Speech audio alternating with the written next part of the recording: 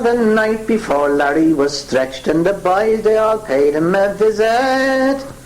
A bit in their sacks too they fetched, for they sweated their duds till they rizzed. For Larry was ever the lad, when a boy was condemned to the squeezer, would fence all the duds that he had, for to help his poor friend to a sneezer, and warm his gob before he died.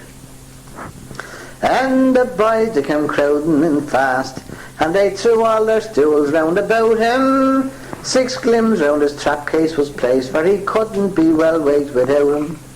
When one of them asked could he die without having duly repented, says Larry, that's all in me eye, and first be the clergy invented, for to get a fat bit for themselves. Oh, I'm sorry, dear Larry, says I, for to see you in this situation, and blister me limbs if I lie, I'd as leave it had been me own station. A cone, it's all over, says he, for the neckcloth I'm forced to put on, and by this time tomorrow you'll see your poor Larry as dead there as mutton, because why his courage was good. Oh, and I'll be cut up like a pie, and me knob from me body be parted. You're in the wrong box then, says I, for blast me if they're so hard-hearted.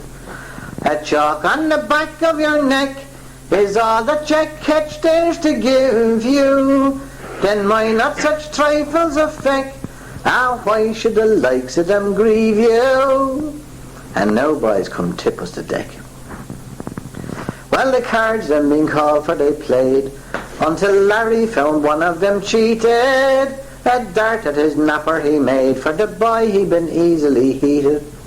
Oh, hopey the hokey, you thief, I'll scuttle your knob with me daddle. You cheat me because I'm in grief, but soon I'll demolish your noddle, and leave you your claret to drink.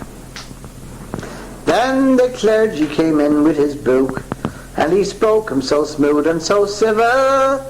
Larry tipped him a Kilmainham look, and he pitched his big rig to the devil. Then sighing he threw back his hand, for to get a sweet drop of the bottle, and pitiful sighing he said, oh, the hemp will be soon round me throttle, and choked me poor windpipe to death. Oh, then sure it's the best way to die, oh, the devil the better a living, for now when the gallows is high, then your journey is shorter to heaven.